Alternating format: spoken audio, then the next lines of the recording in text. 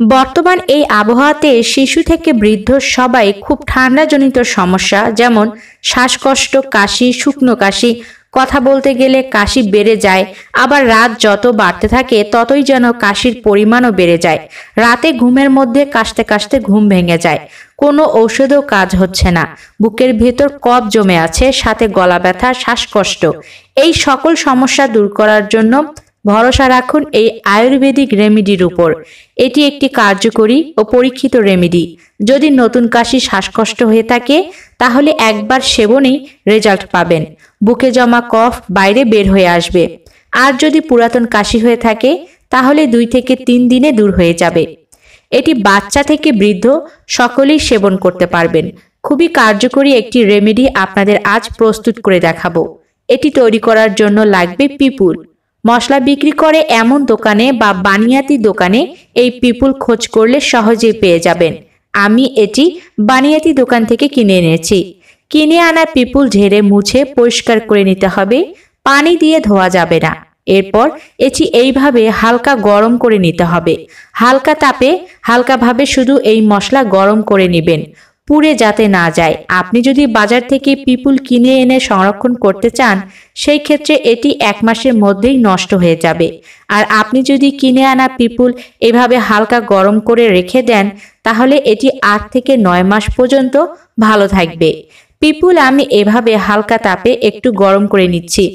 একটা সময় বাঙালি বাড়িতে এই ভেষজ মশলাটি পাওয়া যেত অনায়াসেই, কিন্তু এখন সেসব অতীত। আয়ুর্বেদ জানাচ্ছে পিপুল ফুসফুসের জন্য খুবই উপকারী। এতে রয়েছে পিপেরাইন।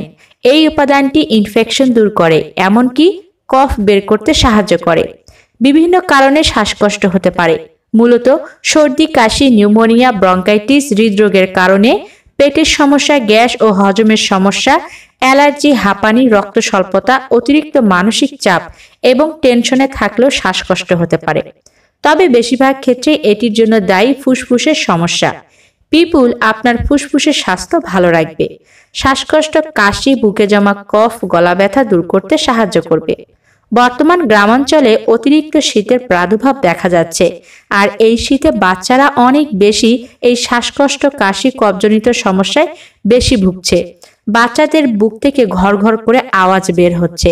তবে একটা কথা না বললেই নয়, এই রেমেডিটি খাওয়ার পরেও যদি দেখেন বাচ্চার উন্নতি হচ্ছে না একদিনে, তাহলে অবশ্যই বাচ্চাকে দ্রুত চিকিৎসকের কাছে নিয়ে যাবেন। চিকিৎসক যে পরামর্শ দিবেন, যে ঔষধ সাজেস্ট করবেন, অবশ্যই সেভাবে বাচ্চার চিকিৎসা শুরু করে দিবেন। একবার সেবন করার জন্য এখানে আমি 2টি পিপুল নিয়ে এভাবে গুঁড়ো করে নিচ্ছি। হালকা ভেজে নেওয়া পিপুল গুঁড়ো করা যায় খুব সহজেই। এই পিপুলকে আপনাদের এলাকায় কে কী নামে চিনে থাকেন কমেন্টে জানাতে পারেন, তাহলে অনেকের বুঝতে সহজ হবে। আসলে আয়ুর্বেদিক টোটকার উপর ভরসা করলে আপনি আজীবন সুস্থভাবে জীবন যাপন করতে পারবেন। দেখুন গুঁড়ো করা হয়ে গেছে। এবারে একটি বাটিতে নিয়ে নিচ্ছি। এখন এখানে 1 চা চামচ পরিমাণ মধু দিয়ে দিলাম। মধু ঠান্ডাজনিত সমস্যা অনেক দ্রুত দূর করে দেয়। পিপুলের গুঁড়ো আর মধু খুব ভালোভাবে মিশিয়ে নিতে হবে। পিপুল যদি আপনি এভাবে মধু দিয়ে সেবন করেন, আপনি নিজেই বুঝতে পারবেন এটা কিভাবে আপনার কফ, কাশি, শ্বাসকষ্ট দূর করে দিচ্ছে। ঔষধ ছাড়াই এই সকল সমস্যা থেকে আপনি রিলিফ পাবেন। 1 চামচ মধু দিয়ে ভালোভাবে মিশিয়ে নেওয়া হয়ে গেছে। এখন আপনি যদি একজন প্রাপ্তবয়স্ক মানুষ হয়ে থাকেন তাহলে এখান থেকে 1 চা চামচ পরিমাণ নিয়ে সেবন করে নেবেন। এটি সেবন করার সময় হালকা ঝাল ঝাল অনুভূত হবে, একটু পর আবার ঠিক হয়ে যাবে। এটি সেবন করার 5 মিনিট পর অবশ্যই 1 গ্লাস হালকা কুসুম গরম পানি পান করে নেবেন। যদি অতিরিক্ত শ্বাসকষ্ট, কাশি হয়ে থাকে, কফ জমে থাকে, তাহলে একদিনে 2 বার সেবন করবেন। সকালবেলা আর রাতের বেলা সেবন করে নেবেন। বাচ্চাদের দিতে চাইলে 8 মাস পরবর্তী যে সকল বাচ্চা আছে তাদের আঙ্গুলে অল্প পরিমাণ নিয়ে মুখে ধরবেন। 1 বছরের পরবর্তী বাচ্চাদের চা চামচের 3 ভাগের 1 ভাগ খাইয়ে দিবেন। দিনে 2 বারও দিতে পারবেন। বাচ্চাদের বেলায় যদি দেখেন ঝাঁঝালো বেশি খেতে চাচ্ছে না, তাহলে মধুর পরিমাণ বাড়িয়ে দিয়ে দিতে পারবেন। তবে বড়রা 2টি পিপুল গুঁড়োর মধ্যে 1 চা চামচ পরিমাণ মধু দিয়ে সেবন করে নেবেন। এই শীতের সিজনে আপনি যদি সপ্তাহে 3 থেকে 4 দিন পিপুল এভাবে সেবন করেন তাহলে আপনার কাশি, শ্বাসকষ্ট, কফ, গলা ব্যথা কখনোই হবে না। ফুসফুস সুস্থ থাকবে, চট করে ঠান্ডাজনিত রোগ আপনাকে কাবু করতে পারবে না। ডায়াবেটিসে যারা ভুগছেন তারা ভাবছেন এটি কিভাবে সেবন করবেন। তারা মধু বাদ দিবেন। 1 গ্লাস কুসুম গরম পানিতে এই পিপুলের গুঁড়ো 1 চা চামচ পরিমাণ দিয়ে ভালোভাবে মিশিয়ে পান করে নেবেন।